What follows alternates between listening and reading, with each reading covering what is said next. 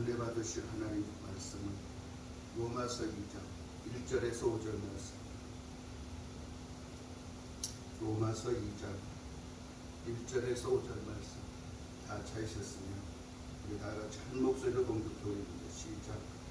그러므로 남을 판단하는 사람아, 누구를 막론하고 내가 핑계하지 못할 것은 남을 판단하는 것으로 내가 너를 정죄함이니 판단하는 내가 같은 일을 행함이니라.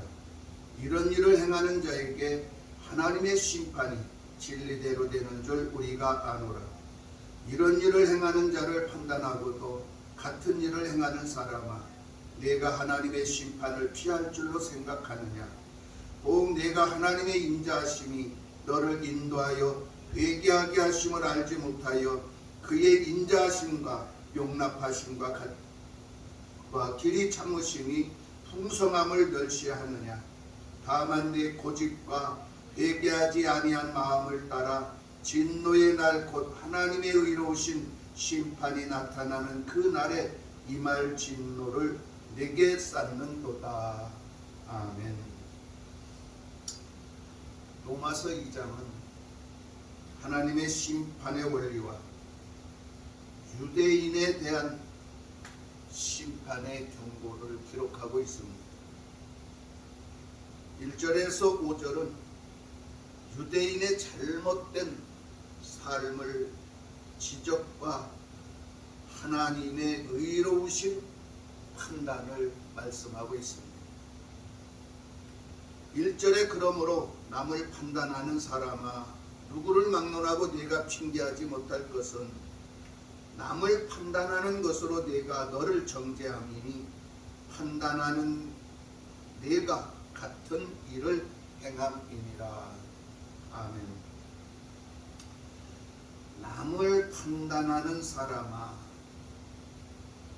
사람이 이웃에 대하여 편견을 가지고 남을 판단하는 유대인이나 이방인이나 누구를 막론하고 핑계할 수 없는 것은 남을 판단하는 것처럼 내 자신이 너를 정죄하는 꼴이니 너도 내가 판단한 이웃처럼 똑같은 일을 행한 자이니 하나님의 심판대 앞에서 너 자신도 정죄함을 받게 되기 때문에 누구를 막론하고 남을 판단하거나 정죄하지 말라는 말씀입니다.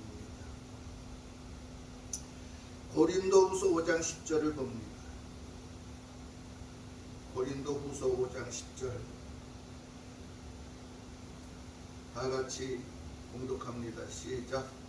이는 우리가 다 반드시 그리스도의 심판대 앞에 나타나게 되어 각각 선악간에 그 몸으로 행한 것을 따라 받으려 함이라. 아멘. 이처럼 인간은 아담의 범죄로 인하여 타락한 인간 판단력이 무능해졌을 뿐만 아니라 스스로 의를 이룰 능력도 무능력해졌습니다.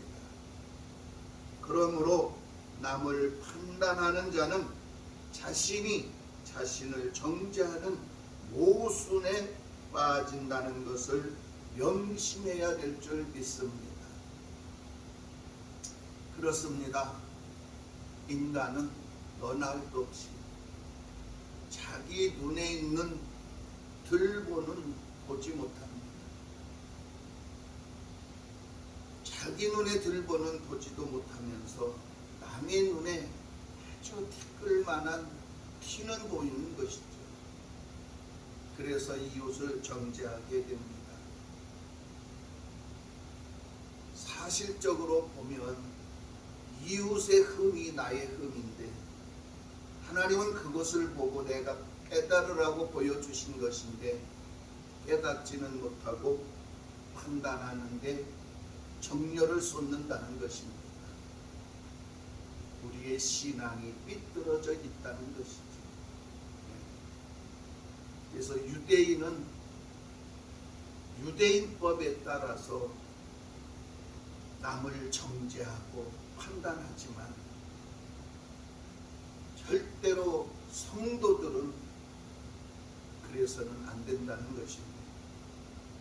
내 눈에 비춰지는 허물이 나의 허물이고 그것을 통해서 내가 깨닫고 변하여 새 사람이 되어서 이웃에게 좋은 모습을 보일 수 있는, 그래서 진리에 순종하는 참 아름다운 믿음을 소유하시기를 주의 이름으로 축원합니다.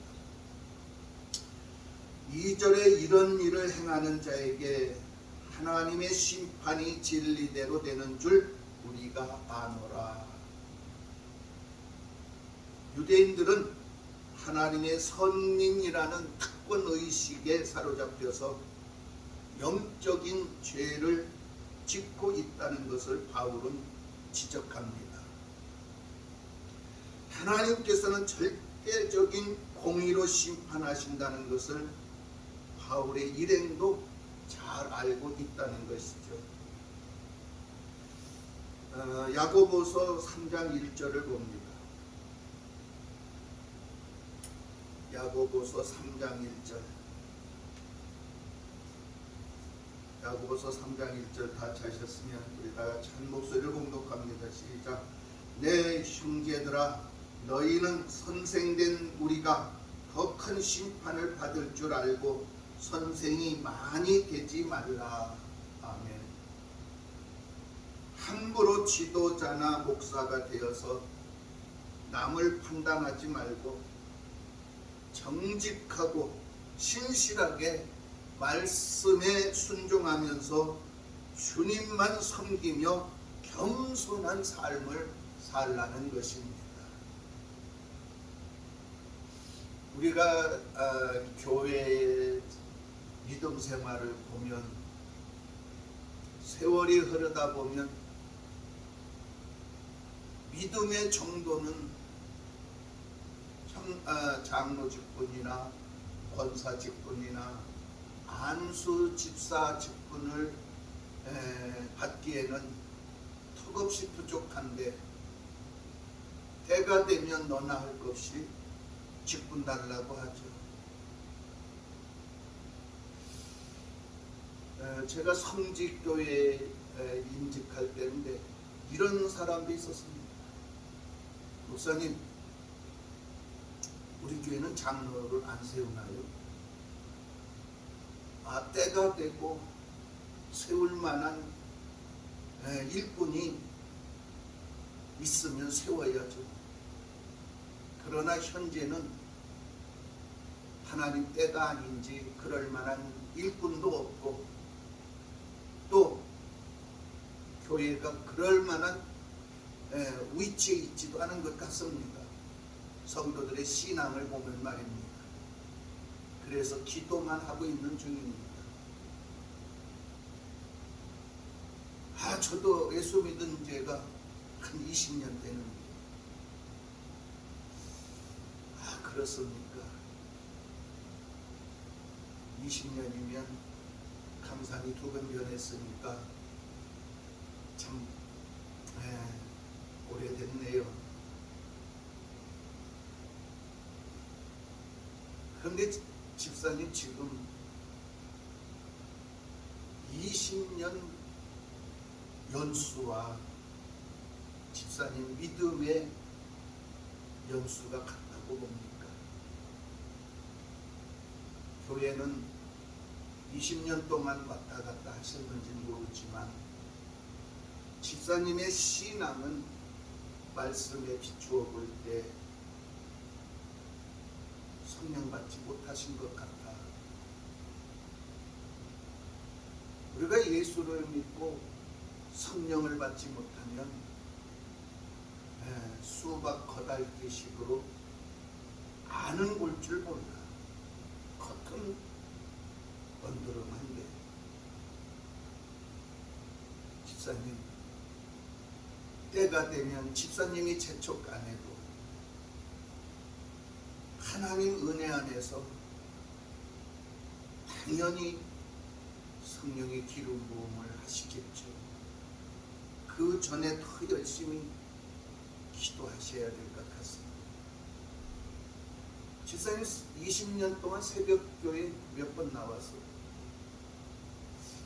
아마 나하고 신앙생활한 지도 지금 몇 년 되죠. 내가 알기로는 한 4년 됐는데 4년 동안 새벽 예배 몇 번 나왔어. 내가 보니까 1년에 부활절 때 한 번 나오시는 것 같다. 집사님, 서두르지 맙시다. 더 내 믿음을 쌓고 쌓다가 보면 집사님 스스로가 내가 어떤 일을 해야 할지, 내가 정말 직분을 받으면 어떤 삶을 살아야 할지 그 깨달음이 먼저입니다. 그러니 먼저 성도들에게 헌신하는 모습 보여주시고 열심히 봉사하시고 주 앞에 충성하시고 그 새벽마다 나와서 기도해.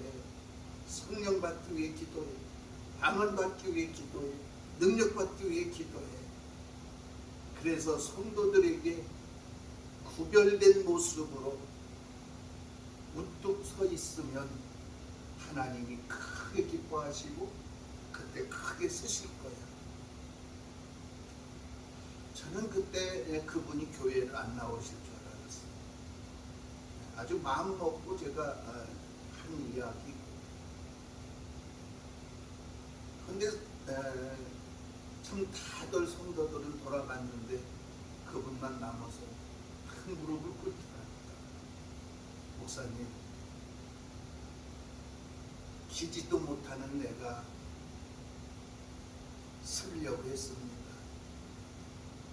걷지도 못하는 내가 뛰려고 했습니다. 용서해 주세요.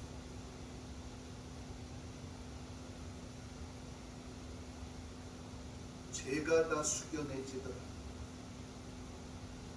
바로 신앙은 그겁니다. 우리가 예수 십자가의 신앙, 예수 십자가의 고열의 믿음, 구원받은 자는 겸손입니다. 꾸지람으로 듣는 것이 아니라 가르침으로 듣고 배우고 겸손해지는 것입니다. 저는 참 지금도 그분을 생각하면 가슴이 먹먹해 옵니다. 늘 기도할 때 그분의 이름이 생각나고 기도하게 됩니다. 여러분, 이것이 바로 성도의 믿음에 인정받는 것. 목사에게 인정받는 것은 곧 주님께 인정받는 그런 표현이라고 봅니다. 성도는 목사가 기도한 만큼 복받고 삽니다. 하나님은 그 이상도 그 이하도 안 주십니다. 그래서 지도자라는 것은 두렵고 떨리는 마음으로 사명을 감당해야 한다. 오늘 사도 바울 일행은 자신들의 직분이 얼마만큼 무겁고 또 그 직분을 감당하는데 얼마만큼 부담이 가는지를 말씀하고 있습니다. 직분을 받았다고 해서 천국을 다 가는 거 아니에요. 천국 갈 수 있는 믿음, 그것은 오직 주의 이름을 부르고 믿고 주님을 의지하고 따르면서 열심히 봉사하고 헌신하고 충성하고 순종하는 길이라는 것을 믿으시기 바랍니다. 3절에 이런 일을 행하는 자를 판단하고도 같은 일을 행하는 사람아, 네가 하나님의 심판을 피할 줄로 생각하느냐. 인간은 남을 판단하는 일에 있어서 체계적이고 자신들의 세상에서 나오는 선행은 복음의 생명력을 상실하게 되는 것이기 때문에 기독교의 논리와 사상의 체계에만 집착하게 된다면 하나님의 심판을 피할 수 없다는 것입니다. 그래서 예수님께서는 유대인들이 하나님께 제물을 바치는 것을 빙자하여 자기 부모를 부양하고 공개해야 할 책임은 회피하고 있다는 것을 지적하셨습니다. 마가복음 7장 7절에서 14절을 봅니다. 마가복음 7장 7절에서 14절 말씀. 우리 다 찾으셨으면 다 같이 한 목소리로 봉독해 올립니다. 시작. 사람의 계명으로 교훈을 삼아 가르치니 나를 헛되이 경배하는도다 하였느니라. 너희가 하나님의 계명은 버리고 사람의 전통을 지키느니라. 또 이르시되 너희가 너희 전통을 지키려고 하나님의 계명을 잘 버리는도다.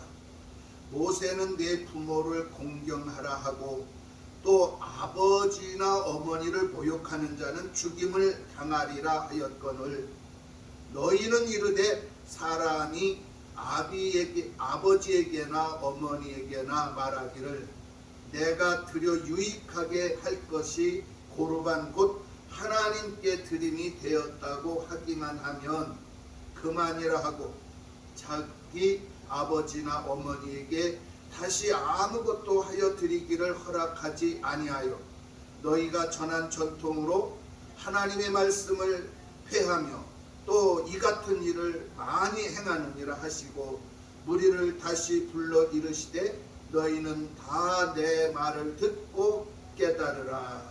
아멘. 지금도 믿음이라는 종교의 허울 아래 하나님을 이용하여 자신들의 명예와 이익만 추구하면서 자신들의 잘못을 합리화하는 행위, 예수님께서 지적하신 대로 겉모습만 그럴듯하고 속마음은 이미 부패하여 회칠한 무덤 같다는 것이죠. 제가 어느 분한테 전도를 했는데 그 전도의 대상이 되시는 그분이 이런 말을 했습니다. 목사님, 저한테는 전도하지 마세요. 왜요? 나는 아주 예수가 너무 싫습니다. 왜 그렇게 싫으신데? 이제 뭐 연세도 지긋하시고 이제 천국 갈 준비를 슬슬 하셔야 될 때인 것 같은데 왜 그렇게 예수를 싫어하세요? 내 자식이 강도사입니다. 그런데 지 할아버지 할머니 제사 때 제사 지낸다고 오질 않습니다. 나는 그래서 그 자식을 자식으로 생각하지 않습니다. 그 자식을 생각하면 아주 예수가 싫습니다. 두 번 권면하기가 아주 힘들 정도로 그렇게 예수를 거역했습니다. 그렇습니다. 과연 그 신앙이 옳은 신앙일까요? 저는 틀렸다고 봅니다. 핍박을 받고 엄청난 고난이 따르더라도 제사상에 가서 절만 안 하면 내가 제사를 안 지내면 되지. 그럼 할아버지 할머니 제삿날 가서 찬송도 부르고 또 기도도 하고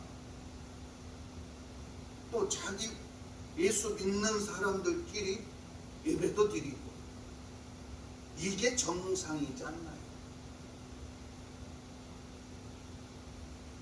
무엇이 더 옳고 그른 누군지를 가르쳐야 됩니다. 깨닫게 해야 됩니다. 그러려면 참석해야 돼요. 저도 제사상이 참 많이 엎어졌는데, 제가 예수 믿고 신학을 하면서 제사 때 형님 댁을 찾아갑니다. 그러면 예수 믿는 놈이 왔다고 대문을 안 열어줍니다. 자식들하고 대문 앞에 앉아서 찬송 부르고 막 성경 말씀을 막 크게 읽고 대문 앞에서 예배 드릴 적도 있었어요. 그런데 그때 대문이 열리는 거야. 왜? 시끄럽다고. 그때 들어가는 거야. 들어가서 기도합니다. 발길이 막 날라오고 손바닥이 그냥 양 싸다기를 왔다 갔다 막 왕복을 하고, 그래도 참아야 돼. 그래도 기도해야 돼. 3년을 그렇게 했는데 하나님은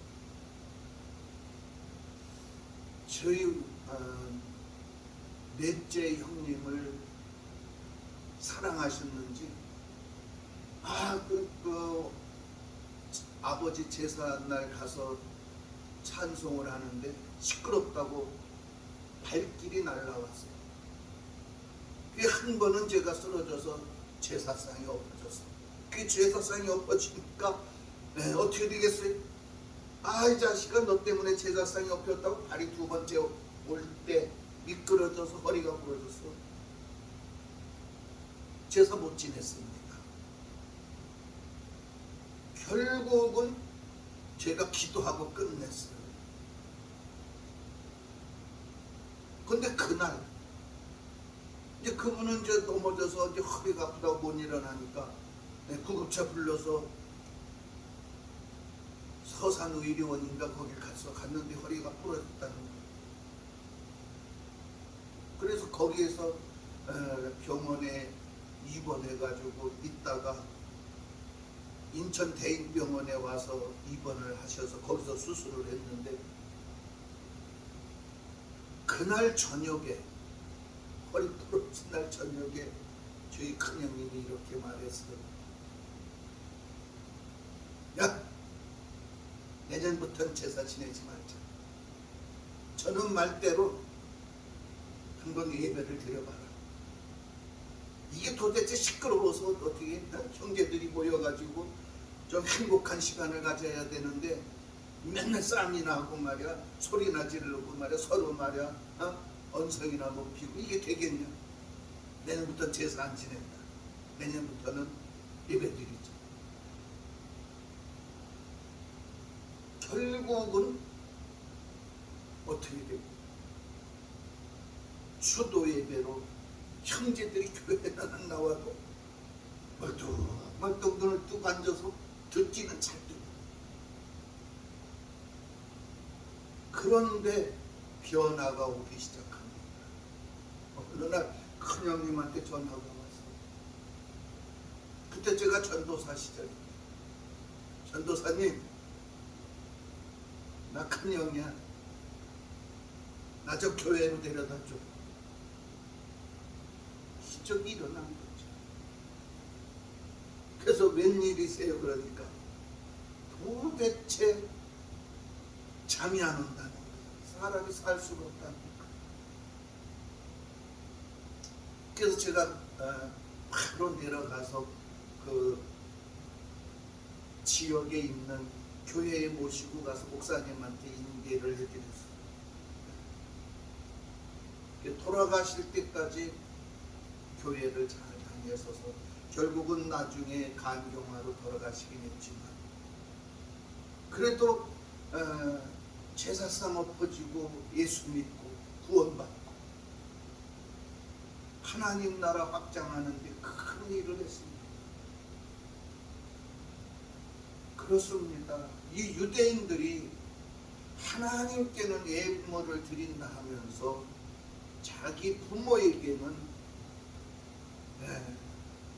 관심이 없는 거예요. 아닙니다. 예수님의 첫 번째 되는 계명 중에는 내 부모를 공경하고 내 형제를, 내 이웃을 내 몸처럼 사랑하라는 말씀이 있습니다. 그래서 우리는 믿음의 허울 아래 하나님을 이용하지 말자는 거죠. 진리의 진실이에요. 예수 이름의 진실이에요. 이게 믿음이에요. 마태복음 23장 27절에 회칠한 무덤은 화가 있다고 했어요. 화 있을진저 외식하는 서기관들과 바리새인들이여 회칠한 무덤 같으니 겉으로는 아름답게 보이나 그 안에는 죽은 사람의 뼈와 모든 더러운 것이 가득하도다. 인간은 하나님의 공의로운 심판을 결코 피할 수 없습니다. 하나님 심판대 앞에 섰을 때 내아의 상벌이 주어진다는 것이죠. 열심히 주를 믿고 헌신하고 봉사하고 충성한 자에게는 썩지 아니할 생명의 면류관을 받았었지만 겉으로는 아주 언두름한데 속은 탐욕과 정욕으로 가득 차서 죽은 뼈, 부패한 이 뼈들이 우글거리는 그 마음은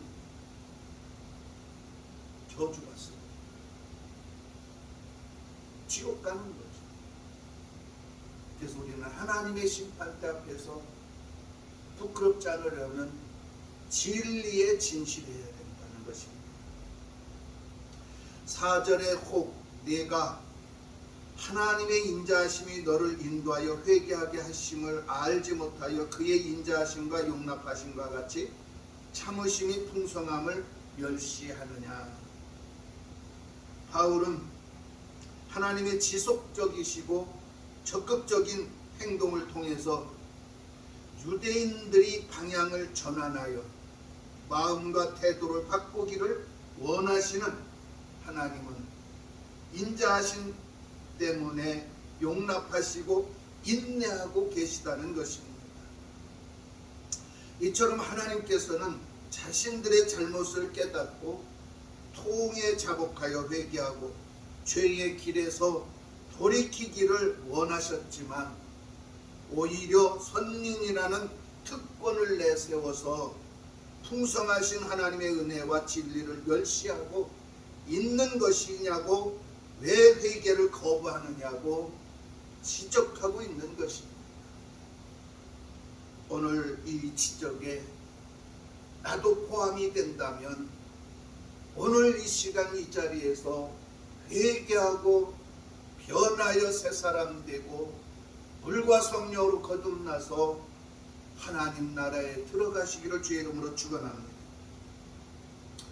5절에 다만 내 고집과 회개하지 아니한 마음을 따라 진노의 날 곧 하나님의 의로우신 심판이 나타나는 그날에 임할 진노를 내게 쌓는도다.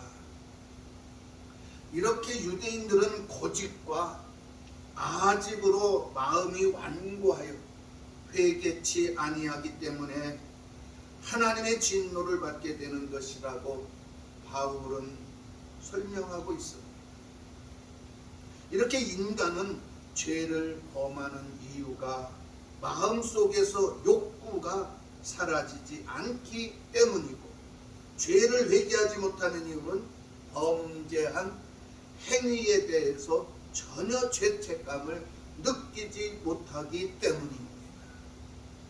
그러므로 마지막 날에 임할 하나님의 심판날까지 죄를 쌓게 되는 것이라고 바울은 설명합니다.